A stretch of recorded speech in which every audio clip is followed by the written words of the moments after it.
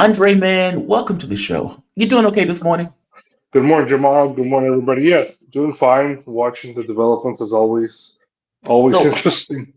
Andre Telezhenko, he is a Ukrainian whistleblower, former diplomat, a good friend of the show, actually. You've been with me for a while, and I really appreciate it. I have It's watched, always a I pleasure. watched, so I watched these negotiations, and I got to be honest, I didn't fully understand why the U.S. would need to have formal negotiations with Ukraine.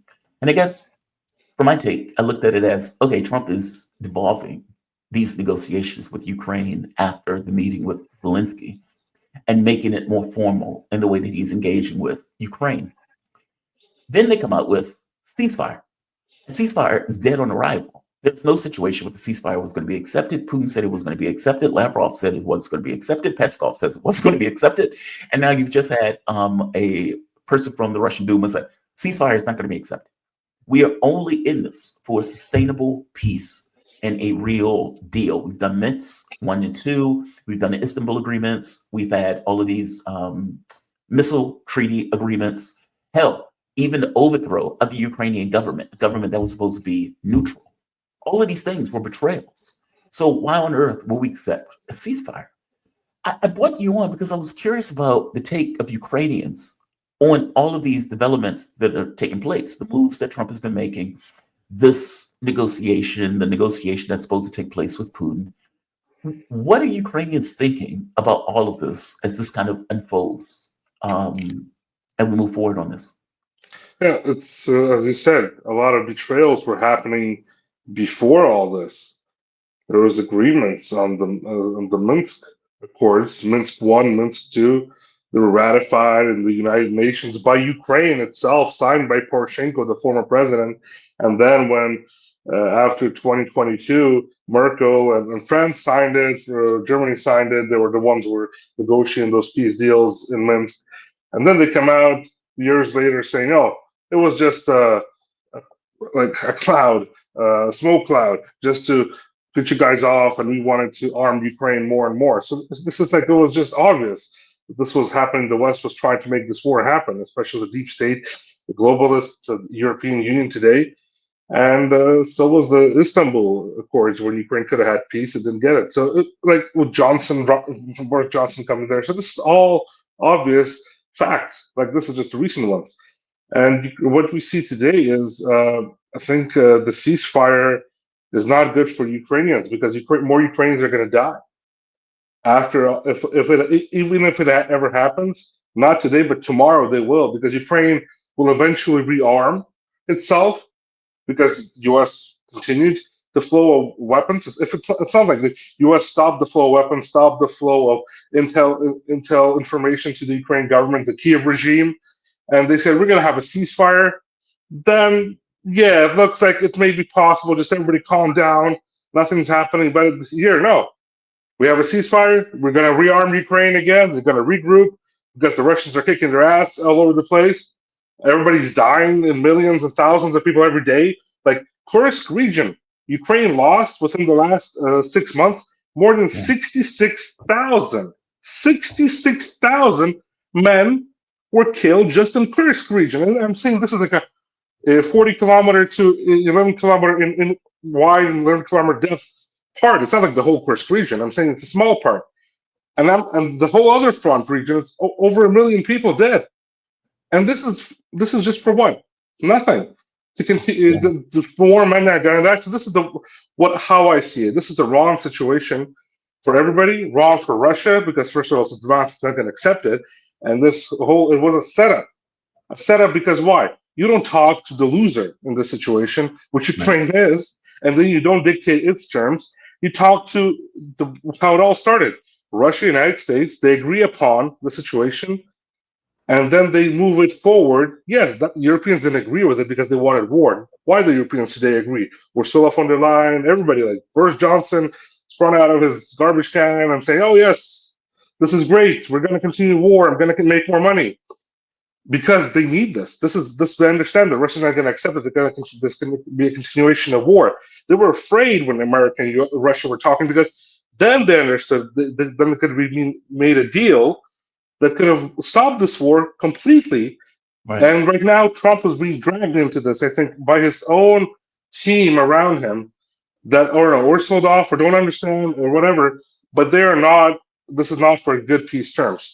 This is being dragged in what Trump promised to stop, and now without a ceasefire, but promised to stop a war. This proposition with a losing side, which is being basically destroyed in Kursk. Ukraine is retreating very fast from Kursk right now. They've been And routed. right at this moment, they're agreeing on a peace deal. Of course, they're going to agree on because they're being destroyed completely. What Zelensky thought it was a card in his pocket, he lost that one completely. Even though it wasn't a card, he thought it was a card, but it was not even a card for him. It was a Uno card in a poker game, so it didn't mean anything. But I'm just saying, even that was lost. So this peace negotiation that happened yesterday in the Saudi Arabia is going to lead to more deaths. Even if Russia agrees on this, Ukraine is going to rearm. I'm just saying the best scenario. Russia's not going to Yeah. agree on this, but They're not best gonna agree. scenario. Even if they do, even if it happens, America's still giving arms to Ukraine. The ones that Biden signed off to. It's about $3.5 billion worth of arms. That's quite a lot. Ukraine is selling half of it to the cartels, the Syrians. Last night, the Russian army just with ballistic missiles hit a couple of tankers that eventually were selling grain to Syria, but they were selling weapons to Syria. So a huge explosion. And in Odessa, it was all over the news. So this is what Ukraine is doing. Half of those weapons are going to be sold off, but it's going to rearm and more people are going to die. What for? What is this negotiation going to do to? Nothing. You have to decide between the big actors. If it's a business deal, the big companies decide. You're going to have a small medium business owner coming into the negotiations between Microsoft and IBM, for example, or, Mhm. or Apple and Google. You're not going to have some small local business come in and say, "Oh, we're going to also put our terms on this. That's how you're going to buy me off, or how you're going to sell me off, or how you're going to save my company." No, it's happening between two big companies. So this is the wrong deal, the wrong terms. Not just because I don't want any ceasefire stoppage, I want it, but I want it to without more deaths because I understand this is going to lead to more people dying in my country. So I'm trying to take the position that this is Trump's opening offer. I'm trying. I am resisting every bit of cynicism in me to just accept. Okay, this is the first, let's say, opening deal that Trump is offering, which is going to get ignored. Russia's not going to accept this. Supposedly, a conversation between Putin and Trump is coming up, or at the very least, Russia said they're open to a conversation between Trump and Putin. I don't know when that's going to take place or if that's going to take place. Um, I agree with you that I don't see the point in a ceasefire to allow Ukraine to rearm and then to redo this again. Nor is Russia going to accept that, considering they're pushing on all fronts, including closing the Kursk pocket. They've entered Sudzha, I believe they call it Sudzha. Sutra. Sutra, thank you. And that pocket is going to close within a few days or within a week. They're being routed. And so Russia has no interest. In fact, I can show you the clip where Putin is effectively saying, I'm not accepting a ceasefire. The only deal I'm going to accept is for effectively security guarantees. We're going to end this war, and we're going to end this war in a legalistic way that is long lasting. That's what I want. So whatever Trump is saying here, I'm assuming this is the first offer that is going to be rebuffed. I'm curious, are there any actors in Ukraine, political actors in Ukraine, that will be willing to make peace? And I mean a lasting peace, not this nonsense dead letter ceasefire, but that we willing to come to the table and say, this war is over with. We are willing to accept neutrality. We're willing to accept not being part of NATO. Does that exist in Ukraine currently? I have been getting that question a lot on a lot of private channels through friends in Washington and that I still talk to, and people who want to understand what is happening. I'm going to repeat this again. No, there might be some pro-neutral characters. Timoshenko is being pushed up there like one of those who had deals with Russia before, and now she can enter the game again. She has a weak team. I worked with Timoshenko personally in 2012. Advised 2011, 2012. I advised her when I came back from Washington personally. I advised her team personally. Took the Canadian doctors to see her. Went with Thomas Malia, the former head of USAID, about working with her team and so-called opposition work to Yanukovych at the time, Ambassador Taft. Like I did all the international work, so I know what she is. I know who she is. I know when she was in prison, who she was, and after she came out, I know who's around her. Still, and she wants to be owned by the West, or she is partially is, because some of her business money and her husband, who she officially is not with, has everything in from Czech Republic ending with the United States. So they're owned. So this is like a neutral character, more neutral than anybody else in Ukraine politics. Everybody, but mostly, and everybody else compared even to her, and even her, they're all owned by the West. Klitschko is a German citizen. Vitaly Klitschko, the mayor of Kiev, the boxer, he's a German citizen with his brother. His wife lives in Hamburg. Just like what Poroshenko was pushed in by the Biden administration. Susan Rice, he's a business partner of Biden through Burisma. That's Poroshenko. You have other characters like Arestovich, who's trying to play the opposition. Right. He's owned by Lovichkin, Sergei Lovichkin, who basically sold off the Maidan to the West, provoked the provocations on Maidan, and sold it off to Yanukovych to the West, and got a protection Real umbrella quick, by Dubin. real quick. So this I'm is sorry to yeah. There's intrude. nobody. Yeah. Arestovich, real quick. You're right. He has been very vocal and critical of Zelensky. I mean, Arestovich went so far as to say Zelensky needs to be in a cage, jail cell, and that they would prosecute him at the end of the war. What chances would Arestovich have? Like, is he a popular figure in Ukraine? Does he have any political support? People listen to him, but people understand that something is wrong. The problem is that he is financed by the person who's under umbrella of Newland and the CIA. He's not an independent character. He's a controlled opposition by Zelensky. So, from my stand, is Dubinsky, who is in a jail cell tweeting negative stuff about Zelensky. He's going on air and talking about Zelensky and talking about Alexander Dubinsky, who's the member of parliament. And people who are in jail cells for political crimes, they get beaten up. Like even Kolomoisky, his former boss of Dubinsky, this member of parliament, he's in a jail cell. He cannot tweet or write. Dubinsky can tweet and write because he sold off Kolomoisky to the West, and he sold off to Zelensky. So now nobody's touching him. He can do whatever he wants. Controlled opposition. It's a game. It's a show. It's a show for the West to get you guys thinking that there is opposition in Ukraine. Anybody who speaks out in Ukraine, I had to flee Ukraine. I'm not in, thank God, in a jail cell, but I had to flee because I would be killed. This guy is in a jail cell and he's tweeting. Arestovich, he was part of the team. He was the one who's spreading lies about Russia, saying their rockets are gonna end in 2-3 days. He knew that the war is gonna start. He didn't say no then. He said he wanted to sell off Donetsk and Lugansk to Russia, saying, I'm going to give a bottle of cognac to the Russians when they take it from Ukraine. He never said no. He was the one involved in this. He knew that this has happened. So then at one point he leaves, saying, oh, I didn't want this to happen. But he was part of it. He was part of the war. He was in a high government position, advising to the president of Ukraine. He knew stuff. And now he's saying that he's opposition. Total BS. Sorry. A lot of stuff is happening in Ukraine, BS, and it's a play to get everybody. There's a lot of people in the West, especially even the United States government, doesn't understand today what is happening in Ukraine. They're trying to trust people that are there. Anybody that's not in Ukraine are saying we need peace with Russia. Oh, it's pro-Russian, it's toxic. No, this isn't the best scenario that anybody can get. Somebody who wants peace with Russia, directly saying it, and actually is under sanctions and fleeing and doesn't have to be there because he's afraid for his life.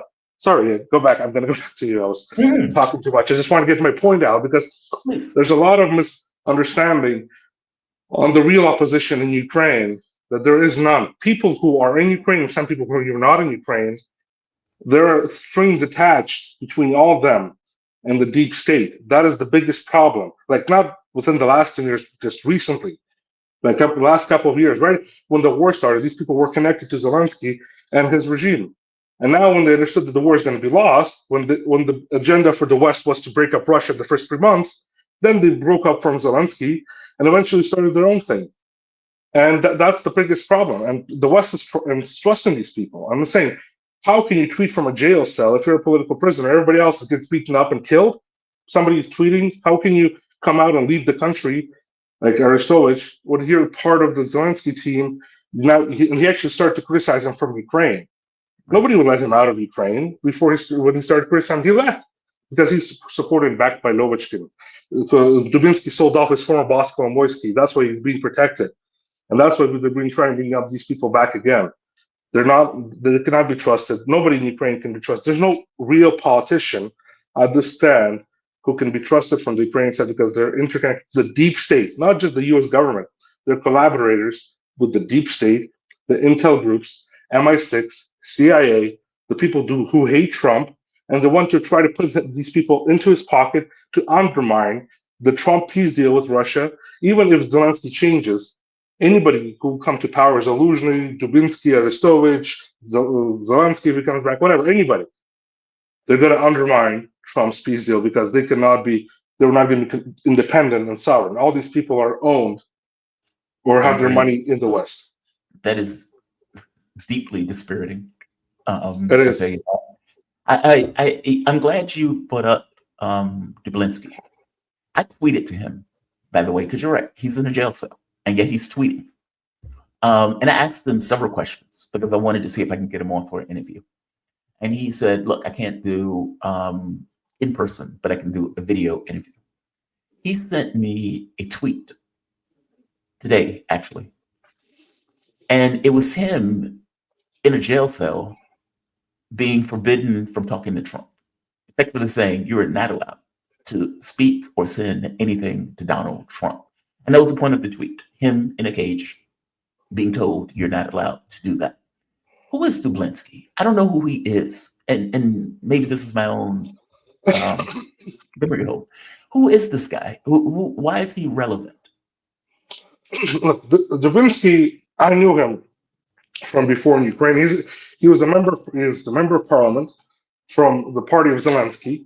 He was the right-hand puppet for Kolomoisky, the oligarch who was on the wanted list by the FBI. Kolomoisky is in a jail cell and actually was in a VIP jail cell, but now he's in a worse jail cell, I think with 3 or 4 people by the Secret Service of Ukraine. He cannot tweet, even though he has the money and the power. This guy, his owner, the oligarch, cannot tweet, but his right-hand puppet can, which is interesting. That's like, and anybody who's in a political case, he's being beat up in the jail cell every day, or he's being tortured or being kept, like, look, Gonzalo Lira, a U.S. citizen. Could he ever tweet? No, he got killed. A great example. This guy is basically torturing and going against Zelensky full scale with insights from somehow how he gets them in a jail cell. Very interesting, and tweeting them out, which is interesting. What he's doing is right. What he's saying the truth, the right things. The problem is questions. How can he do that? So he was a part of Kolomoisky, his big team, Kolomoisky, who brought Zelensky to power. And then he tried to be involved with Derkach, which he was. Basically, with Derkach, when his tapes were coming out, he was there on his right-hand side with Derkach when the tapes were coming out and all the press conferences. Basically, Derkach took him into his team because Dubinsky was part of Kolomoisky, so Derkach could get air from Kolomoisky's TV channels and support from Kolomoisky. To basically have this guy involved, and Kolomoisky was basically involved in this too, with the Biden Poroshenko tapes in 2020, 2019, whatever, when it happened. So this was Dubinsky's role. Then he got sanctioned on the same list with me, and he basically went quiet for some time. He stood out this sometimes, but he was mostly like on a mid-level, neutral level. And then when this war starts, he's still quiet, and then he comes out, started criticizing like a year ago or 2 years ago. He goes to prison. Half a year after he goes to prison, he starts criticizing Zelensky and starting going in there, which is interesting because from my information, he made a deal to sell off his former boss Kolomoisky to Americans. From what I know, if I don't know if that's true or not, just rumors. I'm just confirming that those are rumors, and that he basically is a puppet for the Zelensky people within the Zelensky regime. So if something changes and Zelensky has to flee, they'll still have control and power over financial dealings in Ukraine, which the new government, if Dubinsky ever will be part of it or be supported by America in the West, will be brought in and basically put in charge of that. so then they can still control those financial, all those taps and Assets. wiring, everything else, and assets. Yeah. So this is what it's being done for, not just politics, and not just to undermine the peace deals. Money, control, money, have their own people in power, because those people who cannot show their face right now, they're Yeah. because they're more exposed or don't want to show their face. They pushing people like Dubinsky, like Arestovich out there, like Timoshenko, like Poroshenko, anybody else. So basically, this is the I situation see. what we're talking to. Your point is that there are, let's say, there are monetary interests that are not exposed, but have people as their friends. And Dubinsky, Arestovich, these people are representing powerful forces behind the scenes that are effectively their funders and Yes, supporters for the they Ukraine are. government. They never speak out on their own. They never It's can never talk front personally people. on the. And like I come out. I was offered a lot of times to be backed by somebody from different sides, money per month for being coming on air, talking points. I talk what I want. Like we don't even discuss the topic we're going to talk about, or we'll always come on. Oh, this news happened. We're going to come on and talk about it. That's how I Right. do it. It might be not my answer is going to be perfect, but that's how I like to express to people what I personally think, and that's why I deny those offers. Because first of all, that's illegal. Second of all, what I went through, I think, believing that the God gave me a chance to live, I cannot take money from people who have got this war involved in my country, and I want to speak out what I want to speak out. And this is why people are listening, because I'm trying to speak out the truth, and truth in a way that I feel it. Maybe it's not always the right position, or maybe I don't get it to the point, but I use my own analytics to get things out. These people don't. That everybody is getting financed. Arestovich is living in the U.S. He's being promoted. He has lobbyists. He has advisors. Anything he comes out with, everything's being checked out and done. So there's a big question. Are these people sovereign in their actions? Can they take Ukraine to peace? Can they speak to Trump or Putin and make peace in Ukraine? Big question. Is That's why I Zelensky, feel a threat to the security of the future, whatever is going to be left of the Ukraine or the country itself. These people can do the same thing or are going to be the same as Zelensky, coming out saying one thing at the beginning. Zelensky said the opposite before all this. He said whatever Arestovich and Dubinsky are saying right now. But then he came to power and turned 180 degrees different direction. oh, I see. Your point is Zelensky was effectively saying very similar things to Arestovich. I And want to yeah, make peace. I want to make deals. We should sign Minsk. Why are we fighting the Russians? And then he gets in office and he does 180. And all of a sudden, because of this warmonger who's incapable of making any kind of peace or coming in any kind of terms, yeah. is Zelensky capable of making, for one, who would win the next election? Because there are two things that are happening. Donald Trump, or reporting is that Donald Trump wants Zelensky to leave. Is that even possible? Do you think there's any chance that Zelensky will step down? You know him. You've worked with him. Is there any chance that he would step down in this position? Thank God I didn't work with him. I just know him. I know the people who You financed know him. him That's during right. the You did work election. with him. I had lunch with him after he got elected, so I know what he You know is. him. Fair enough. And he offered me a couple of job positions, which I denied. He offered me to be deputy head of foreign intelligence, and then there was a talks about getting an ambassadorship in Washington. Thank God I'm not in those positions. Thank God I'm not a part of his team. I don't have blood in my hands. Yeah. I knew a lot. I know a lot of people in Ukraine, but I just known him. He, as I said, he is a bully, very aggressive bully on drugs, as we talked last time. He will not step down easily as Yanukovych did. Yanukovych actually saved Ukraine at that time from full scale war. Some people think that from his actions. Some people think if he would have stayed, maybe it wouldn't lead to full scale war. But Zelensky is aggressive. Zelensky is thinks he's more right than anybody else. He thinks he's being backed up because he was put up on the pedestal as the top leader of the democratic so-called world.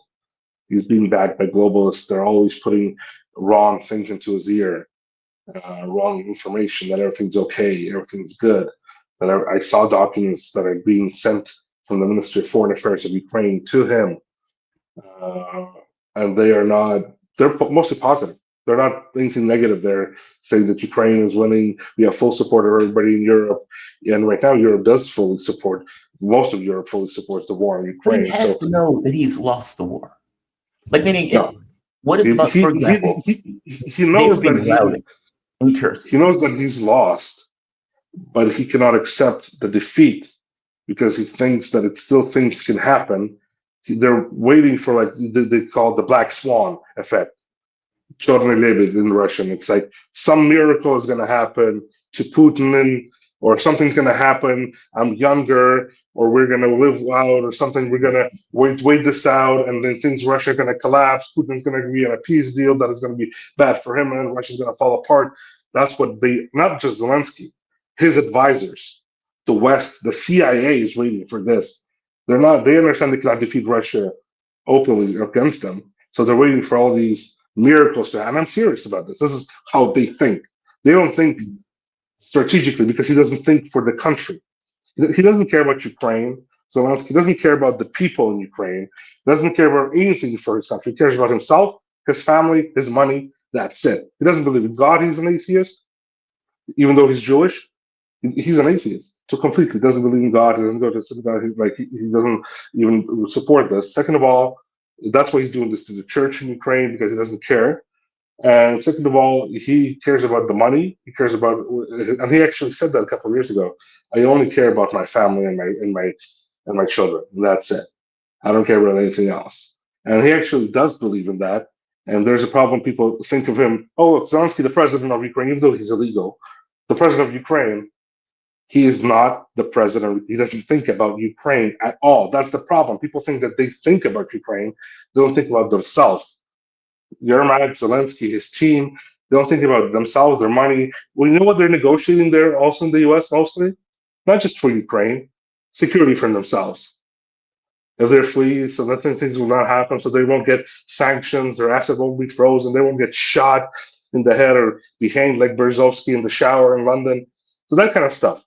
That's what they're also negotiating for. They're not the country. They don't care about it. If they did, this war would never start because they would, a sane person understands that he cannot defeat a nuclear nation like Russia, the largest one in the world, actually, not just France, which has 200 nuclear warheads. It doesn't have a full scale system to actually work it. Yeah. I'm thinking like Russia. And now he actually, and you can see he cannot negotiate with Russia because he cannot even negotiate with Trump personally, the person who actually finances him, the person who is responsible for financing Ukraine. He's acting like a bully, an aggressive bully, and doesn't want to, he cannot even negotiate with the person who gives the money.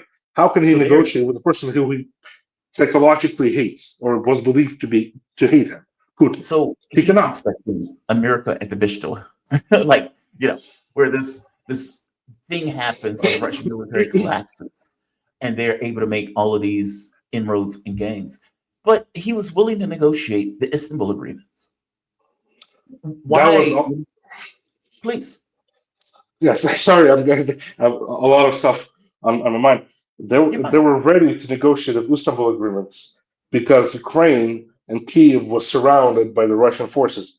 They were not in Kiev. I was in Kiev the first week of the so-called invasion. I didn't see Russian forces inside of Kiev. They were around them, yes, but never one in Kiev. So they were negotiating this to also make this peace deal, to reorganize the Ukrainian army and go full force and say, "Oh, we made a counterattack," and Russians forces stood back, even though they did it on their own. The Russian forces, nobody pushed them out. They left because the Istanbul agreements were signed, and Russia acknowledged that signature and said, "Okay, now we're going to leave from Kiev."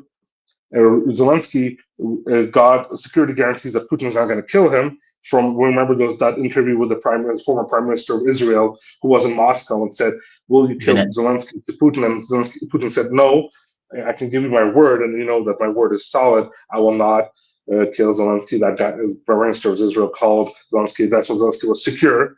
And then he did the counterattack, the so-called show to the world that Ukraine is defeating Russia. The Russian forces had to pull out because Ukraine were pushing up. It was a total lie in the show. The same thing. That's why I'm afraid this is going to happen again during this so-called 30-day peace deal or ceasefire, 30, 40-day, 90-day, whatever you can call it. But it's going to happen again, and then Russian forces are going to hit harder this time because they're going to be they're understood they're going to be they were lied again too. So they're going to hit much harder, and people are going to die for this. This is why it cannot happen again and again. Do you think Zelensky would ever sign a peace deal? Meaning, even if he ran in an election, won that election, do you think he would ever sign a deal to end the war? No, he only understands force. The United States have wanted to stop this war, and the Trump administration, as I said, they would have pulled out all those CIA and foreign intel agencies that are on the Ukrainian soil. Even if the FBI is there, even though they have no deal to be in Ukraine, they're only national. The FBI isn't even in Ukraine. More than 60 intel agencies are on the Ukrainian soil, controlling the biolabs, Zelensky, everything. Trump has to pull them out and say, Zelensky, now you're on your own, or you sign this, or the radicals that we actually finance are going to kill you. Because the radicals, the neo-Nazis, are fully controlled by the Secret Service of Ukraine, which is fully controlled by the CIA and all those other 16 intel agencies. So if Trump wanted to make Zelensky silent, he would have by saying you have, or you save your life, or you lose your life, or you save millions of Ukrainians' lives and Russians.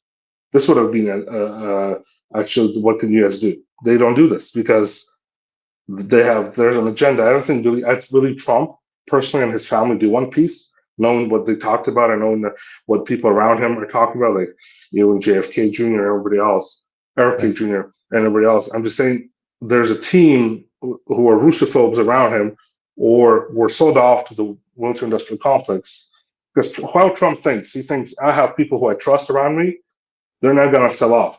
But Trump is a billionaire. Most of the people around him are not. A lot of people are, but those around who are actually advising him on foreign affairs are not billionaires, so they can be easily bought off. They're government officials. Politics is very close to corruption and to bribery. So this is what is happening, I believe, here. They're trying to undermine Trump's initiative on a peace deal and selling him out a rotten candy, which is not going to be eaten by anybody, not by the Russians, not even by the Americans, this 30-day so-called peace initiative. Ceasefire. It's not peace. They could have made Zelensky sign it. They could have a neutral government agreed upon by Russia and the United States, be put in place in Ukraine, get out of all the U.S. intel agencies that are not letting Ukraine be sovereign because they're controlling all those radicals, they're controlling all those agencies that are all those political cases in Ukraine. 15,000 political cases are in Ukraine and people are in prison by the United Nations information. You get all those CIA, MI6 out of there, all those people are going to be free, and the war is going to, at least Ukrainians can start deciding what they want. They will not be controlled or threatened by foreign governments like the United States or Britain. What are just normal, everyday Ukrainians thinking about all of this? I mean, Gallup did a poll and it said that more than 50% was willing to end the war, even if it means giving up territory, the eastern, basically Donbass, Lugansk, Zaporozhye, Crimea, etc. What are they thinking? I mean, because we don't typically get what everyday Ukrainians who are just trying to make a living go about their life, what they are seeing and what they're considering when they're watching all of this play out. I myself not in Ukraine. I had to flee because of the threats, but I was put on kill list by the radicals. But I talked to a lot of Ukrainians, even family members of Ukrainians that are in Kiev and around Ukraine, and not only to just even people who I know, and even soldiers who actually support what I talk about. They were pushed to fight. They don't want to fight, but they're on the front lines waiting for peace. And I can tell you that a lot of it's divided right now in Ukraine because the propaganda machine actually works and does its thing. So a lot of people are starting to, after the situation in the Oval Office, people started to back Zelensky up. We're Ukrainians, the Americans own us. Problem is, the propaganda machine works so well, but they lifted Ukrainians. That's why everybody's calling Ukraine a Nazi country or fascist country because lifted its agenda that Ukrainians are higher up anywhere in the world than anybody other nation. That people owe to Ukraine a lot. Russia owes to Ukraine, Belarus, Hungary, United States. Everybody has to give Ukraine money or owe something to Ukraine. So a lot of people start to support Zelensky because, oh, he stood up for Ukraine and we want to continue this war. But a lot of people want peace. And I can tell you a lot, it's over 60% overall with understanding of the situation on the ground. Because I talk to people, those people talk to their neighbors and friends and all over, and they've been telling me what is happening. They want peace. They don't care who's going to be even controlling Ukraine. They understand that the West will not be able to rebuild Ukraine. They understand that the West already was in Ukraine for 10 years. And I'm talking to a lot of people who before did not support my agenda of peace. They didn't understand it. Now they do because they understand Ukraine is falling apart. And they say, we don't care who's going to control Ukraine, who's going to rule Ukraine, Russia or anybody else. The only thing we care is to rebuild and have peace, to get our lives back to normal.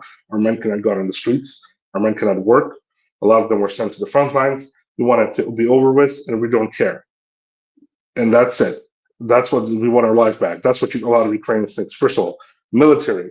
Been talking to the military who are on the front lines, northern part of Kharkiv, and they're saying, first of all, we don't have drones. We send one drone. The Russian forces send 50, 60 drones in return. We send one artillery shell. The Russians send 60 artillery shells in return.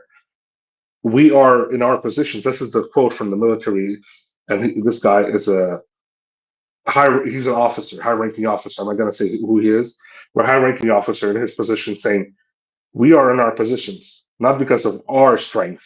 It's because of the Russians are not advancing. If they advance, we're done.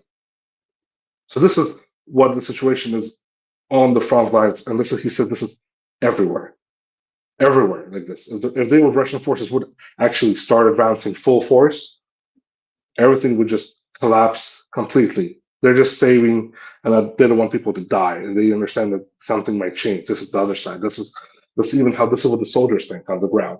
They're saying our government, the regime in Kiev, is killing us and throwing us to the front line. These guys are not even advancing because they understand they can save more lives by maybe negotiating this situation.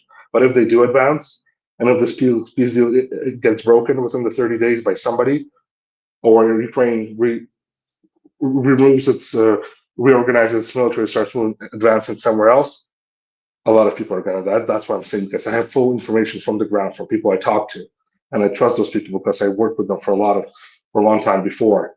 And this is what the Ukrainians are thinking about this. This has to end. They don't want to be in the West anymore. They understood what the West is. A lot of them fled to Europe. They know what Europe is about. They don't like it. A lot of things here because it's not how just things work in Ukraine. Ukraine actually is more advanced, more technological advanced was before.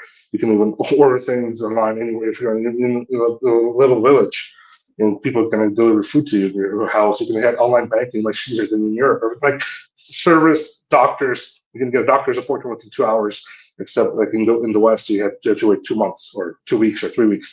So different situation. And people understand what this is all about. They want to live in their own country, and they want to just have a normal life. That's what I'm saying. If a peace deal can be done, Ukrainians can start living a life back together with the Russians.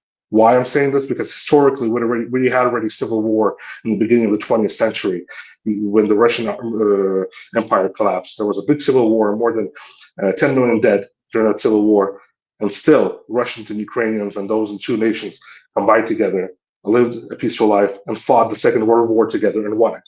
So history repeats itself, and we can get back together, and people understand that also. Do you think ultimately that this is going to be put back together at the end of the war? That like right now, relations obviously between especially West Ukraine and East Ukraine are not necessarily at their best. I mean, these territories that used to be part of East Ukraine are now part of the Russian Federation. When this war ends, and I imagine at some point it will end, do you think that there's going to be, I guess, reconciliation? Do you think they're going to, I mean, I guess your take would be no, if CIA, MI6, and all these other intelligence services remain in the country, agitating in the country itself. But do you think do you think Trump is going to get this peace deal? Let me ask that. I believe he wants one. I do believe one is different than get. One is I different know. than get. That's why I'm saying I believe he wants one, but to get this peace deal, he needs to understand the United States only is controlling what they're giving to Ukraine. Russia's controlling the situation on the ground. The U.S. needs to just do what actually Russia is actually proposing, most of it, because most of it is good, also going to be good for Ukraine. We're not going to have neo-Nazi, Bandera regime that is going to be killing people around in Ukraine because it's all going to clear up. We're going to get our church back. We're going to get the Russian language back, which is still in the constitution, protected by the Ukrainian constitution. Nobody changed the And constitution for Zelensky the Russian speaks language. Russian. He That's his speaks main Russian. language. They all Yeah. speak Russian. They all speak Russian. They go on TV saying they speak Ukrainian. They don't. They speak Russian in between themselves. Poroshenko, they swear in Russian. All the soldiers speak Russian. Everybody speaks Russian. He's wearing So Russian. this is, yeah, everybody. It's natural. It's like I'm just saying, it's a natural thing. They go between themselves in Russian. I'm just saying, what Russia is actually proposing is smart because it's going to get peace done in a country where it's divided. Ukraine, there's, as I said, I'm half Russian, half Ukrainian. My mother is Russian. Nationally, my father is Ukrainian. My grandfather is buried in Sevastopol, and my other grandfather is buried in central Ukraine, Cherkasy. And we are interconnected. We're intercombined. And what the West is proposing is only Ukrainization, radical Ukrainization, which is leading to the destruction of Ukraine. The West Right. cannot pull Ukraine off. So that's what Trump needs to understand. He needs to let Ukraine go. Let it be sovereign, let it be independent, let it be neutral. And it's going to be okay. It's going to be better than what you're going to send us weapons. For what? For the people you're going to coordinate, the West is going to coordinate the radicals again, because they have nobody else to trust. Only the radicals are going to start working with them. Nobody with a peace agenda or peaceful towards Russia agenda is never going to work with Americans on this to continue this war.